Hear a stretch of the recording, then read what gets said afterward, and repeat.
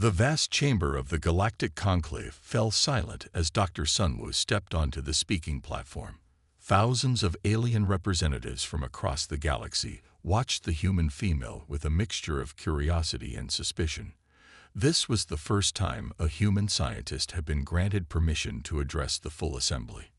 Dr. Sunwoo took a deep breath and straightened her formal diplomatic uniform.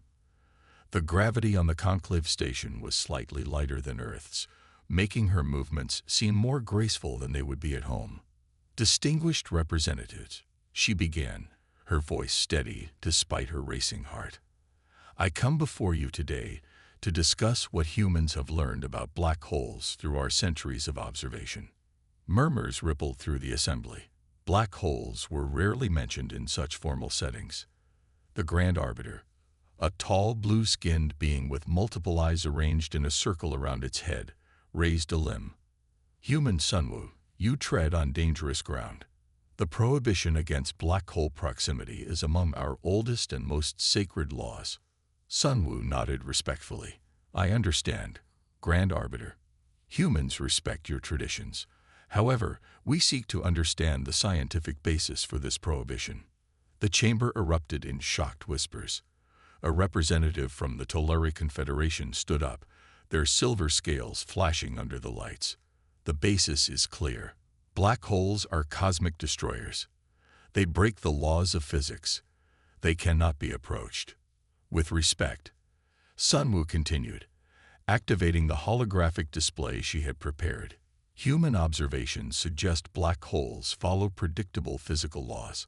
Our remote studies show no evidence of reality unraveling properties at distances greater than the event horizon." The display showed data collected from Earth's telescopes, measurements of radiation, gravitational waves, and particle emissions from various black holes throughout the Milky Way. A representative from the ancient Voloth species rose slowly from its hovering platform. The Voloth were among the founding members of the Conclave, their civilization predating humanity's by millions of years. "Human," it spoke in a voice that seemed to bypass sound entirely and manifest directly in the minds of all present. "Your species is young. There are dangers in the cosmos your science cannot yet perceive. The black hole prohibition was established 50 million years ago, after the loss of entire civilizations." Sunwoo felt a chill run down her spine at the Voloth's words, but she pressed on. "We seek only understanding. If specific dangers exist, sharing this knowledge would help humanity respect the prohibition more fully." The Grand Arbiter's multiple eyes blinked in sequence. The specifics were deemed too dangerous to record even in our most secure archives. The knowledge itself could attract attention. This cryptic response stirred Sunwoo's scientific curiosity even more. What kind of attention? No one answered her question. Instead, a small, rodent-like being with oversized ears scurried to the center of the chamber. "The human questions too much. This is why the integration protocols for new species include mandatory acceptance of conclave law without explanation. The humans were granted exception due to their rapid technological advancement. But now we see the danger in this." Admiral Park, seated behind Sunwoo as Earth's military representative, leaned forward. "Dr. Sunwoo, perhaps we should respect their position for now," he whispered. "We're guests here." But Sunwoo couldn't let it go. Her entire career had been dedicated to understanding black holes. Earth's governments had spent trillions building the Gravitational Wave Observatory Network, specifically to study these cosmic phenomena. She pulled up new data on her display. "If I may, I would like to share our observations of the supermassive black hole at the center of our galaxy, Sagittarius A*. We've detected regular energy patterns that don't match known natural processes." The chamber went completely silent. Even the typically chattering species froze in place. The Voloth representative drifted closer to Sunwoo.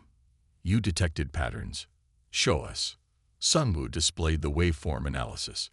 "These energy bursts occur in sequences that follow mathematical progressions.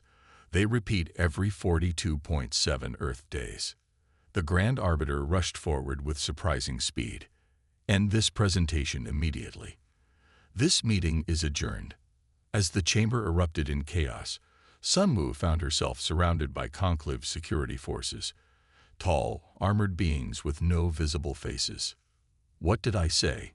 she asked, confused by the extreme reaction. Admiral Park was pulled away from her as representatives rushed to exit the chamber. The Volith remained, hovering near Sunwoo as the security forces created a perimeter. Human Sunwoo. The ancient being communicated directly to her mind. "What you have discovered is precisely why the prohibition exists. Those patterns are not natural. They are attempts at communication." Communication. From what? From those who dwell within. The ancients who established the gateways between stars using singularities as anchors. They were believed gone, but if your readings are accurate. The Volith was interrupted by the Grand Arbiter. "Enough. The human delegation is restricted to their quarters until the High Council decides how to proceed. This information cannot spread." As Sunwoo was escorted from the chamber, she caught snippets of urgent conversations. The word quarantine was repeated often, along with containment protocols. Back in her quarters, Sunwoo sent an encrypted message to her team on Earth. "Continue monitoring Sagittarius A*. Record all pattern variations. Something is attempting communication through the black hole, and the Conclave knows what it is." They're terrified. 3 days later, Earth's ambassador was summoned to the High Council. The Conclave issued an official warning. Humanity must cease all black hole research immediately or face severe diplomatic consequences. That night, as Sunwoo stared out the viewport at the distant stars, Admiral Park entered her quarters. "We've been ordered to return to Earth," he said grimly. "The Conclave has placed monitors in our system to ensure compliance with the black hole prohibition. They're hiding something huge, Admiral. Something that could change our understanding of the universe." Park nodded slowly. "The Science Council agrees. They've authorized a secret mission to Sagittarius A*. If we go, Earth could face quarantine for 1,000 years." Sunwoo turned from the viewport, her face set with determination. "If what I suspect is true, it might be worth the risk. Black holes aren't just cosmic phenomena. They're doorways, and someone or something is knocking from the other side."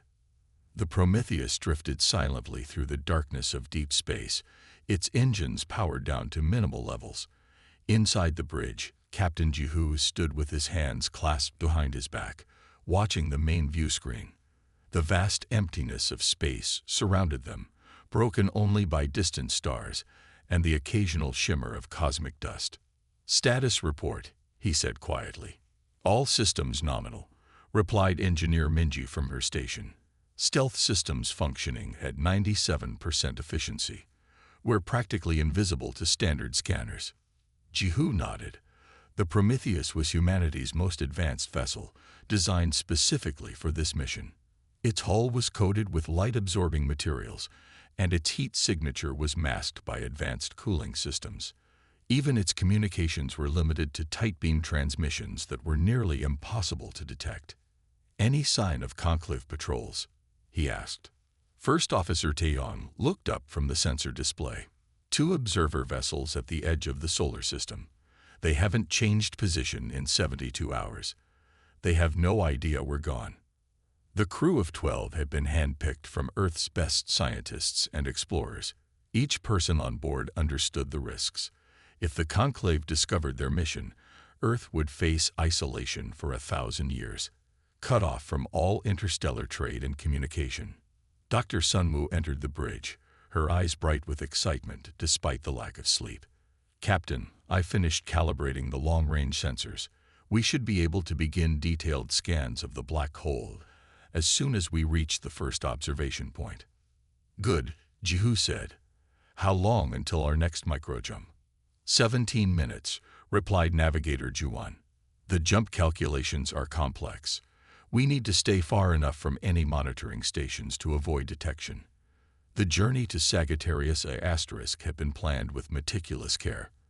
Rather than making one long jump directly to the black hole, the Prometheus made hundreds of small jumps, following a zigzag path designed to confuse any potential trackers. All personnel, Prepare for jump, Jihu announced over the ship's comm system. Secure all loose equipment. The crew moved with practiced efficiency. This was their 27th jump since leaving Earth's orbit 3 days ago. The jump drive hummed to life, creating a small, controlled tear in space-time. The stars on the view screen blurred momentarily, then reset into a new configuration. The ship had traveled 5 light-years in an instant. Jump complete, Juan reported. We're on course. Next jump in 40 minutes. Hours passed as the Prometheus continued its careful approach. After the final jump, the crew gathered on the bridge. Before them on the main screen was their destination, Sagittarius A*, the supermassive black hole at the center of the Milky Way. From this distance, it appeared as a perfect circle of absolute darkness surrounded by a swirling disk of superheated matter. The accretion disk glowed with colors that shifted from deep red to brilliant blue as material spiraled inward at increasing speeds. "It's beautiful," whispered Medical Officer Haisu. "And deadly," added Security Chief Dongman. "We need to maintain safe distance at all times." Jihu turned to Dr. Sunwoo. "Begin your scans, Doctor. We didn't come all this way to admire the view." The science team worked tirelessly, deploying specialized probes that could withstand the intense gravitational forces near the black hole. The probes transmitted data back to the Prometheus, where Sunwoo and her team analyzed it. 3 days into their observations, Taeyong noticed something unusual in the data. "Dr. Sunwoo, look at this," he said, highlighting a section of the readout. "These energy patterns are repeating at regular intervals." Sunwoo studied the screen, her brow furrowed. "They're similar to the patterns we detected from Earth, but much clearer now. There's definitely a structure to them." "Could it be some natural phenomenon?" asked Jihu. "Natural phenomena don't typically form perfect mathematical sequences," Sunwoo replied. "These patterns follow the Fibonacci sequence, then transition to prime numbers, then to what appears to be a form of binary code." The bridge fell silent as the implications sank in. "You're saying something intelligent is creating these patterns," Jihu stated. "Yes," Sunwoo confirmed. "And they're coming from within the black hole itself, not just the accretion disk." Taeyong ran additional analysis. "The patterns are getting stronger. It's as if whatever is generating them noticed our probes and is increasing the signal strength to reach us." Jihu's face grew serious. "If something is trying to communicate, we should respond. But we need to be careful. This could be exactly what the Conclave has been trying to prevent, or exactly what they've been trying to hide," Sunwoo countered. After much debate, the crew decided to send a simple mathematical response, the first few digits of pi, followed by the same Fibonacci sequence they had received. Hours passed with no change. Then, suddenly, all instruments on the bridge lit up simultaneously. "Massive energy surge," shouted Engineer Minji. "Something's happening to the black hole." On the view screen, they watched in awe as a small section of the event horizon appeared to ripple, like the surface of water disturbed by a stone. "The laws of physics say that's impossible," whispered Taeyong. "Incoming transmission," reported Communications Officer Jinwoo. I can't explain it. It's being received by all our systems at once, bypassing our communication arrays entirely." The main screen flickered, then displayed a series of complex symbols that shifted and changed too quickly to follow. "It's trying to establish a translation matrix," Sunwoo realized. "Our response must have confirmed we're an intelligent species." Jihu made a decision. "Upload our language database. Let's see if we can understand each other." As the ship's computer worked to establish communication, a proximity alarm blared. "Captain," called Navigator Juan, her voice tense. "Conclave vessel detected. They must have been hiding in the nearby nebula. They're on an intercept course." "How did they find us?" demanded Ju. "The energy surge from the black hole," Taeyong realized. It was massive enough to detect from light years away.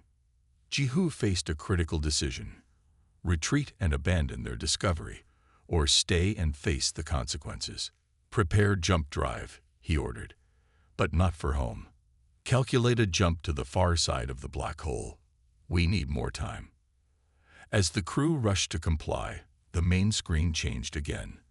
This time, it displayed a single message in perfect English. At last, someone who lies ends. Come see OSER. The Prometheus hung in space like a small metal moon. Inside the ship, the crew worked around the clock. The main research lab had become the center of all activity. Screens covered the walls, each showing different data about the black hole. Dr. Sunwoo hadn't slept properly in days. Her eyes were red, but she couldn't stop working. The discovery was too important. Look at this scan again, she said to Captain Jihu, pointing to a three-dimensional model of the black hole. The event horizon has a stable area here, where the gravity doesn't increase. It's like a doorway. Jihu leaned closer. That shouldn't be possible. Exactly, Sunwoo replied with excitement in her voice. Natural black holes don't work this way. Something or someone has changed this one. First Officer Taeyong joined them, bringing fresh data from the latest probe. The energy readings are off the charts, but they're controlled. The patterns are becoming clearer.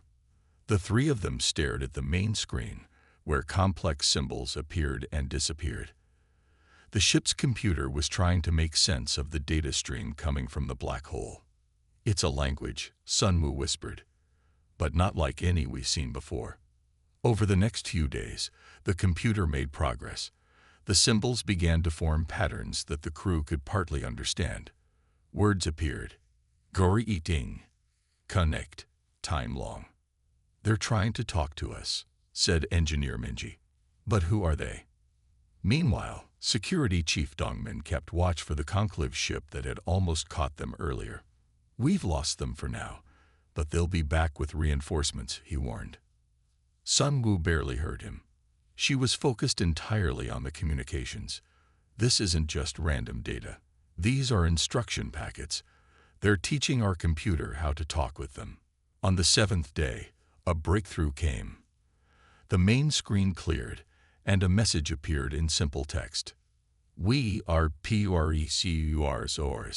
You are first to answer in 50,000 Sci-Fi.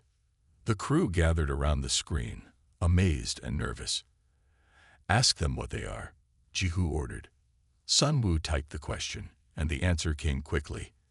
We were like you, now energy patterns within gravity wells. We built the network when STRs were young. More questions followed. Each answer revealed an incredible truth. The beings calling themselves precursors had once been physical creatures. Over millions of years, they had evolved to exist as pure energy within the gravity fields of black holes. But what is the network? Taeyong asked. The answer changed everything they thought they knew about space travel. Black holes connected. Doorways between STRs. Instant trivial. Sunwoo's hands trembled as she typed. You created wormholes inside black holes. Yes. Stable paths. Safe passage. All so I'm to use. Captain Jihu stepped back, his mind racing. If this is true, why did the Conclave ban all species from approaching black holes? Sunwoo sent the question. The answer took longer this time. When it came, the message scrolled slowly across the screen. Early CONCLAV found in work. 4 species only. They feared of the years will gain power. Created fails danger. Spread stories of destruction. Closed. The network to all. The revelation stunned the crew into silence. The Conclave's most sacred law was based on a lie meant to keep the majority of species from discovering the greatest technological marvel in the galaxy. We need to document everything, Jihu said finally. Earth needs to know the truth. Dr. Sunwoo had another question. Can you show us how the network works? The answer was immediate.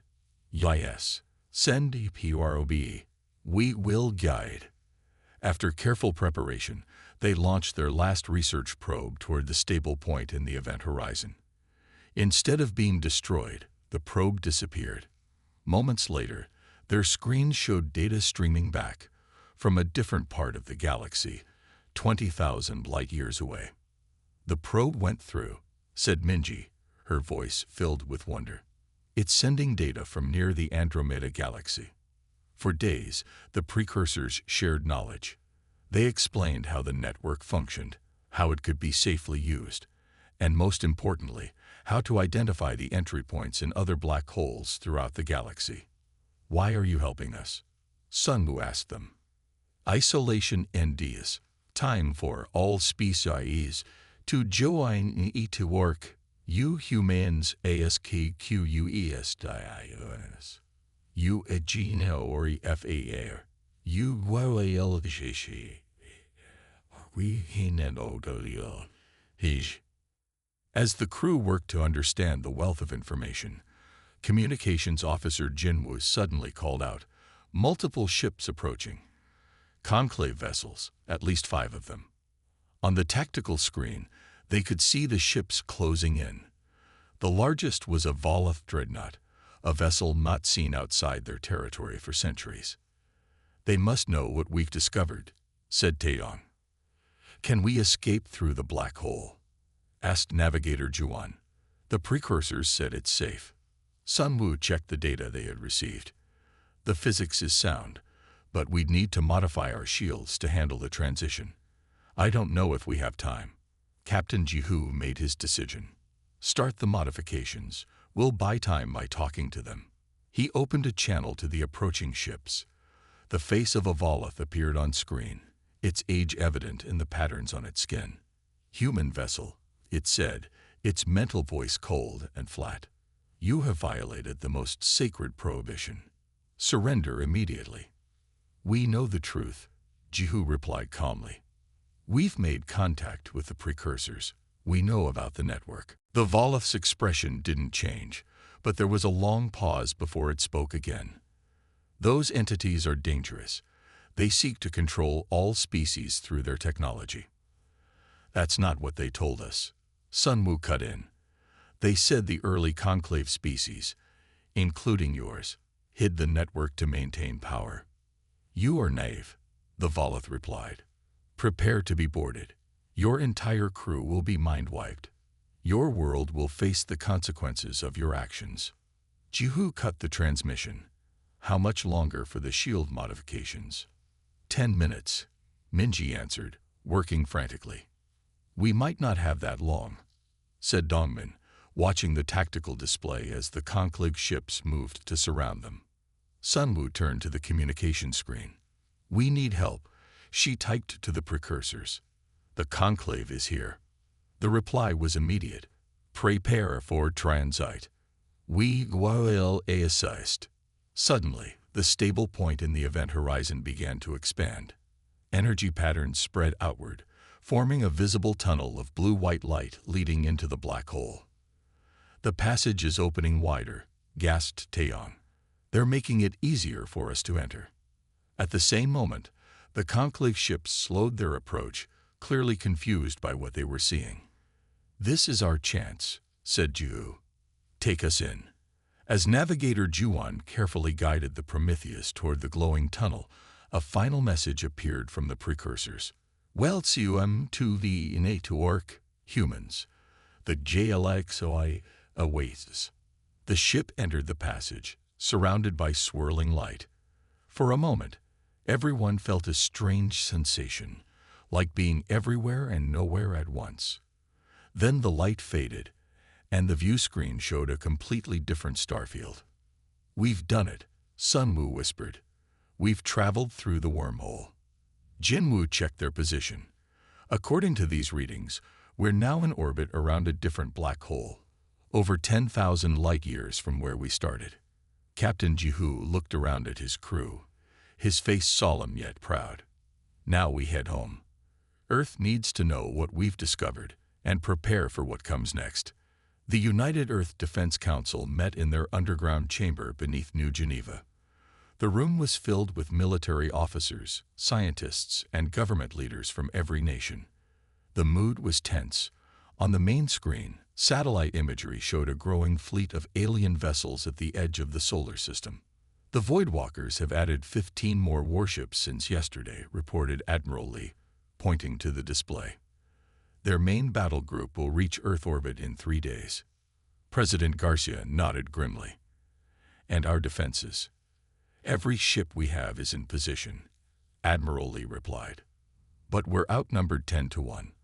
Our technology is no match for theirs. Ambassador Doyan, who had just returned from the disastrous Conclave meeting, stood up. His face showed the strain of recent events. The Conclave is in chaos, he said. My presentation of the precursor communications shocked many species. Some even called for the dissolution of the Conclave itself. How many support us? Asked the Chinese premier. About 40% of the member species, mostly the younger civilizations who joined in the last million years, Doyan replied.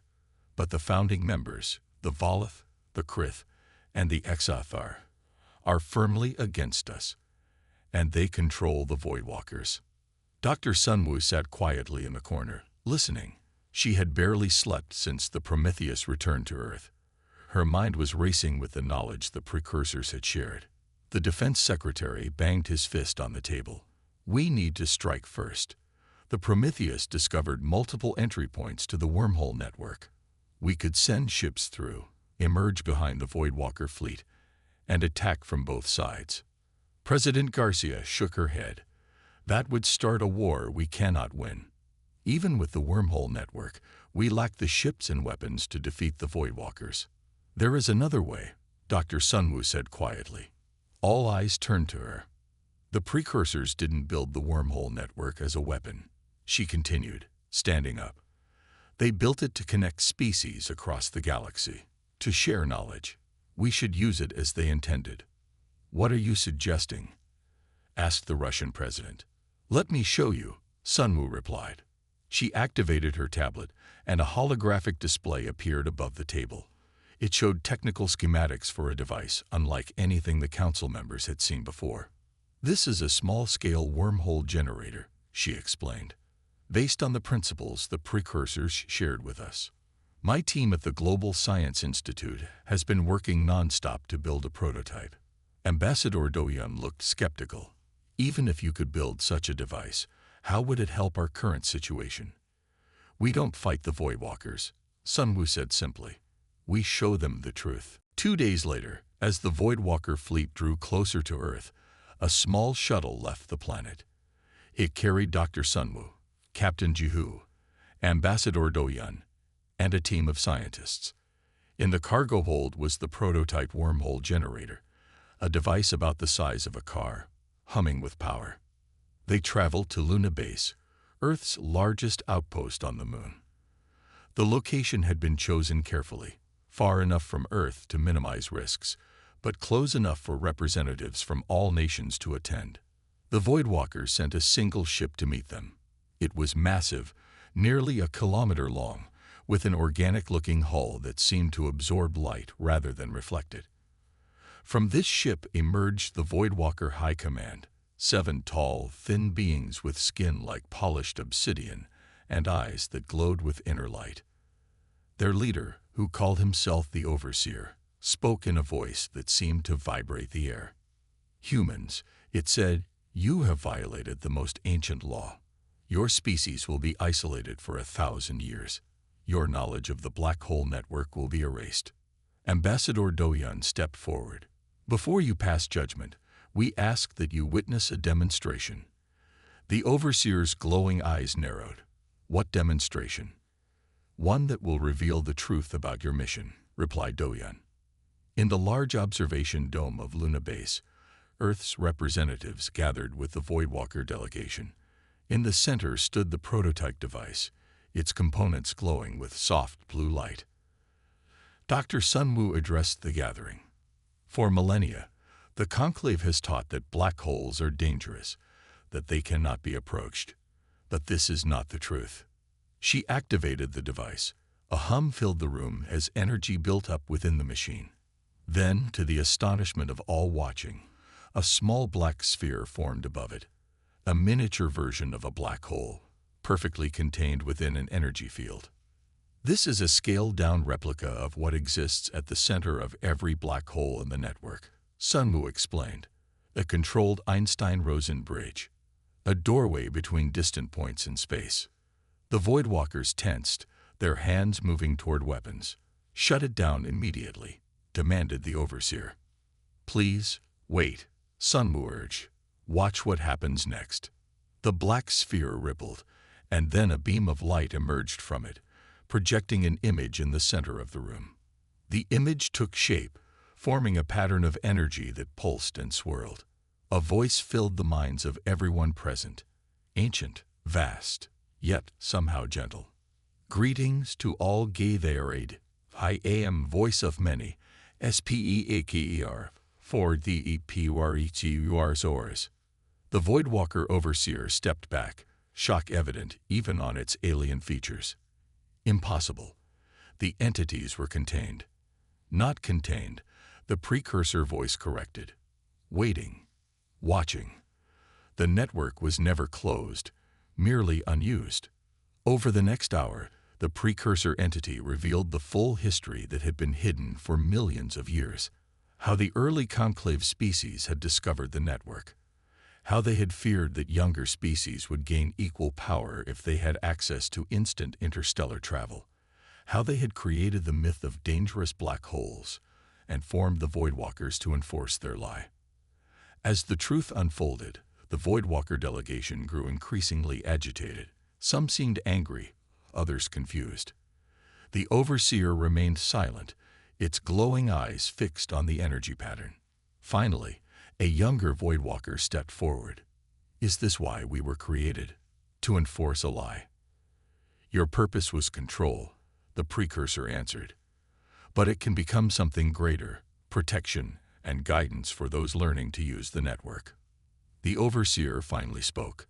"Our entire history, everything we believed, was shaped by those who feared change," finished Ambassador Doyen. "But now we have a chance to begin anew." After the precursor ended its communication, a heavy silence fell over the gathered representatives. The small wormhole collapsed, leaving only the humming device. The Overseer turned to face the human delegation.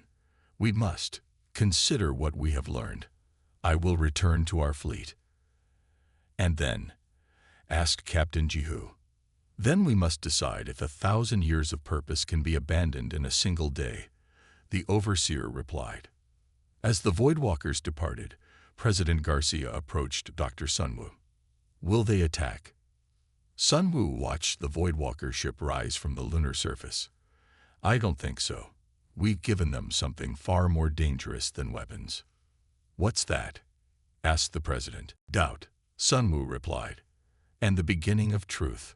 5 years had passed since the confrontation at Luna Base. The Earth's night sky looked different now. New structures orbited the planet, massive rings of metal and light that shimmered against the darkness. These were the wormhole gates, connecting Earth directly to 27 other star systems. Captain Jihu stood on the observation deck of the new Galactic Embassy in what was once called Kenya. Below him stretched a city that hadn't existed 5 years ago. Spires of glass and metal rose into the sky, their architecture blending human design with alien influences. The streets bustled with beings from hundreds of worlds, their diverse forms moving together in what still sometimes seemed like an impossible dream. "Admiring your handiwork?" asked a familiar voice. Jihu turned to see Dr. Sunwoo approaching. She wore the formal blue uniform of the Science Ministry, with the silver insignia of the Galactic Confederation pinned to her collar. "Just thinking about how much has changed," he replied. "Sometimes I can hardly believe it myself," she said, joining him at the window. "Do you remember how afraid we were when we first approached Sagittarius A*? How certain we were that we'd be punished for breaking the prohibition?" Jihu smiled. "Now school children take field trips through wormholes." Their conversation was interrupted as a soft chime sounded. The air in the center of the room rippled, and a pattern of swirling light appeared, the communication form of a precursor. "Greetings, friends," the mental voice echoed in their minds. "The Council Gaithers. Your presence is requested." "We'll be right there," Sunwoo replied. Together, they walked to the Grand Council chamber. The massive room had been designed to accommodate beings of all types, physical and energy-based, large and small, those who breathed air and those who didn't. At the center was an artificial black hole, tiny and perfectly controlled, allowing the precursors to manifest and communicate directly. Representatives from over 300 species filled the chamber. Some were familiar faces from the old Conclave. Others were new allies who had joined the Confederation after the wormhole network reopened. In one section sat the Voidwalkers, their role transformed from enforcers to guardians of the network. Ambassador Doyan stood at the speaking platform. His hair had grown gray over the years, but his voice remained strong. "Today marks 5 years since the formation of the Galactic Confederation," he began. 5 years since humanity helped restore truth to the galaxy. 5 years of growth, learning, and new friendships. Murmurs of agreement rippled through the assembly. "Today we also launch our most ambitious project yet," Doyan continued. "The first official expedition beyond our galaxy." All eyes turned to Captain Jihu, who would lead this historic mission. The new ship, Explorer, was the largest vessel ever built by human hands, created with technology shared by a dozen different species. "The journey through the wormhole to the Andromeda galaxy will take just 20 minutes, Doyan explained. "What would have taken millions of years using conventional travel will happen in less time than it takes to eat lunch." Laughter rippled through the assembly. Even after 5 years, the wonder of wormhole travel had not faded. After the council meeting, Jihu walked with his first officer, Commander Taeyong, through the shipyard where the Explorer waited. The massive vessel gleamed under the artificial lights, its hull inscribed with the symbols of all member species of the Confederation. "Are you nervous?" Taeyong asked. "A little," Jihu admitted. "The precursors say there are civilizations in Andromeda even older than they are. Imagine what we might learn from them." "Or what they might learn from us," Taeyong added. "That's what the precursors keep saying, that humanity brought something new to the galaxy." "Curiosity," Jihu said, "the willingness to risk everything to discover the truth." The day of departure arrived. The Explorer's crew of 35 included representatives from 17 different species. Even Avalov had joined the mission, the first of its kind to embrace the new era. Dr. Sunwoo would not be going. Her work kept her on Earth, coordinating research between species, but she came to say goodbye. "Be careful out there," she told Jihu as they stood in the docking bay. "Andromeda is uncharted territory, even for the precursors." "We'll be careful," he promised. "But not too careful. That's not what got us here." Sunwoo smiled. "True enough. Our recklessness is apparently our greatest charm." The launch was broadcast throughout the Confederation. Billions of beings watched as the Explorer approached the massive wormhole gate in Earth orbit. The gate activated, its center darkening and then filling with swirling blue light. On the bridge, Jihu gave the order, "Take us in." The ship entered the wormhole. For a brief moment, reality seemed to bend around them. Colors that had no name flashed before their eyes. Then suddenly, they were through. The view screen showed a new sky, filled with unfamiliar stars. In the distance, the spiral arms of the Milky Way were visible, their home, now looking small and distant.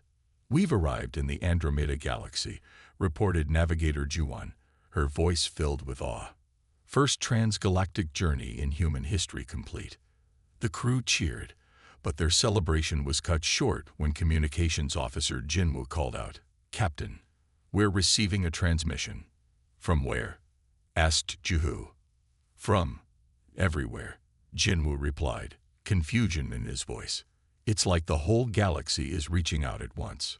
The main screen activated, showing patterns of light similar to precursor communications, but more complex, more varied. We UUELCOMMU, travelers, came a multitude of mental voices, speaking as one. The barrier CROSSARS, till the of your coming. The curious ones who defy the FER, come forward and join the greater community. Jihu looked around at his crew, human and alien alike, all united in this moment of discovery. This is Captain Jihu of the Explorer, he responded. We come seeking friendship and knowledge. We bring greetings from the Galactic Confederation and all its member species. UHAVALREADVRO something more valuable, the voices replied. UHAVBROGT CHANG UHAVBROGT QUES Tivonens. The time of isolation ends. The time of connection begins. As the explorer moved deeper into Andromeda, Jihu thought about the long chain of events that had led to this moment. It had started with a simple question, why aren't we allowed near black holes? And had led to the greatest transformation in galactic history. Back on Earth, Dr. Sunwoo stood in the tracking center, watching the first transmissions arrive from Andromeda. Beside her, a precursor manifestation glowed softly. Humanity found its true purpose, the precursor communicated. To CHALLENG, to QUESTIN, to CONNECT WIKHATE WAS DAIVI, ED. Sunwoo nodded. It's what we've always done best. Ask the questions no one else will ask. Go where we're told not to go. And innovo the greater journey begins, the precursor replied. As the data from Andromeda filled the screens around her, Sunwoo couldn't help but smile. The prohibition that had once seemed so absolute was now nothing more than a footnote in history. The future stretched before them, filled with endless possibilities, all because someone had dared to ask, why?